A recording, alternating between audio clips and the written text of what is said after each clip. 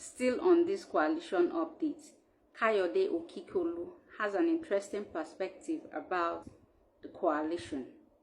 Hear him out.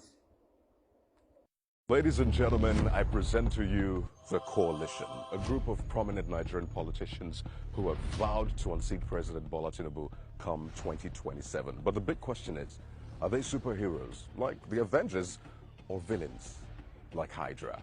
But I'll tell you this, in this group we have former number 2 citizen, former number 3 citizen, former number 4 citizen, at least 5 former governors, former ministers, former lawmakers, all in this group. But a quick side note here. Do you see how they are allowed to be friends in spite of their political differences, while you remain sworn enemies because you don't agree politically with someone? But I digress. Back to the point. In this group, actually, you have enough votes, more than enough votes, to unseat President Bola Tinubu if this were 2023, of course. But there are major questions to be answered by these groups. And let me just lay them. First, who will be the presidential and vice presidential candidates? That could be a defining point or a dividing point. Good morning, Nini.